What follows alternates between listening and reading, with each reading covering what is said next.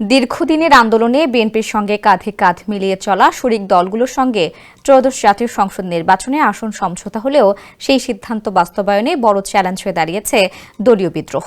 ত্রয়োদশ জাতীয় সংসদ নির্বাচনে শরিকদের সঙ্গে যে কয়টি আসন সমঝোতা হয়েছে সেখানে বিএনপির বিদ্রোহীরা মাঠে রয়েছেন, যা ত্রয়োদশ জাতীয় সংসদ নির্বাচনে বিএনপিতে রীতিমতো উদ্বেগ বাড়াচ্ছে। সারা দেশে বিদ্রোহীদের তালিকা তৈরি করা হয়েছে। বিস্তারিত থাকছে প্রতিবেদনে। দীর্ঘদিনের আন্দোলনের সঙ্গীদের সঙ্গে নিয়ে নির্বাচনে যাচ্ছে বিএনপি, তবে দলটির বড় অস্বস্তির কারণ হয়ে দাঁড়িয়েছে শতাধিক বিদ্রোহী প্রার্থী। জীবন অবাক না করলে কে করবে? 28% মিল্ক ফ্যাটের অবাক করার সাথে ফ্রেশ মিল্ক পাউডার, জীবন অবাক করুক প্রতিদিন।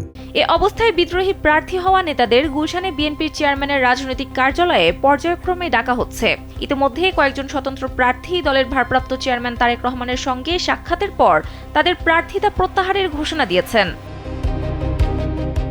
বিএনপির দলীয় সূত্রে জানা গেছে, বৃহস্পতিবার দুপুরে গুলশান কার্যালয়ে দলটির ভারপ্রাপ্ত চেয়ারম্যান তারেক রহমানের সঙ্গে দেখা করেন ব্রাহ্মণবাড়িয়া 1 আসনের স্বতন্ত্র প্রার্থী সৈয়দ এ.কে. একরামুজ্জামান। পরে এক ভিডিও বার্তায় তিনি প্রার্থিতা প্রত্যাহারের সিদ্ধান্ত নেওয়ার কথা জানান।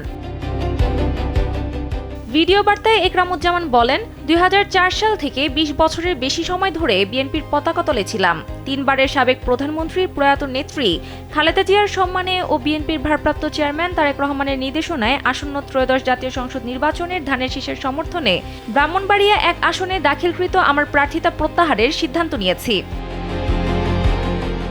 এছাড়াও ঝিনাইদহ 4 আসনে মনোনয়নপত্র প্রত্যাহারের আবেদন করে প্রার্থিতা প্রত্যাহার করেছেন স্বতন্ত্র প্রার্থী মুর্শিদা খাতুন। সেই সঙ্গে মাদারীপুর 3 আসনে স্বতন্ত্র প্রার্থী কেন্দ্রীয় যুবদলের নির্বাহী কমিটির সাবেক সহসাধারণ সম্পাদক আসাদুজ্জামান পলাশও নির্বাচন থেকে সরে দাঁড়িয়েছেন।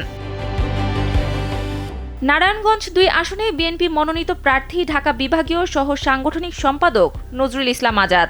এ আসনে তার জোরালো প্রতিদ্বন্দ্বী স্বতন্ত্র প্রার্থী দলটির সাবেক এমপি আতাউর রহমান খান আঙ্গুরকেও শুক্রবার গুলশান কার্যালয়ে ডেকে ভারপ্রাপ্ত চেয়ারম্যান কথা বলেছেন বলে একটি সূত্র নিশ্চিত করেছেন। এদিকে ব্রাহ্মণবাড়িয়া 6 আসনটির মিত্রদল গণসংহতি আন্দোলনের প্রধান সমন্বয়ক জোনায়েদ সাকিকে ছেড়ে দিয়েছে বিএনপি। এ আসনে বিএনপির কেন্দ্রীয় নির্বাহী কমিটির সদস্য ও সাবেক এমপি এম.এ. খালেকও স্বতন্ত্র প্রার্থী হয়েছেন। বুধবার সন্ধ্যায় গুলশানে বিএনপির চেয়ারম্যানের রাজনৈতিক কার্যালয়ে ভারপ্রাপ্ত চেয়ারম্যান তারেক রহমানের সঙ্গে সাক্ষাৎ করেন এম.এ. খালেক।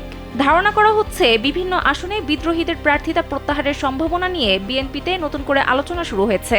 দলটির নেতারা মনে করছেন, দলীয় প্রধানের সিদ্ধান্ত মেনে সবাই বিদ্রোহী প্রার্থী থেকে নাম সরিয়ে নেবেন। সানজিদা ইসলাম, কালবেলা।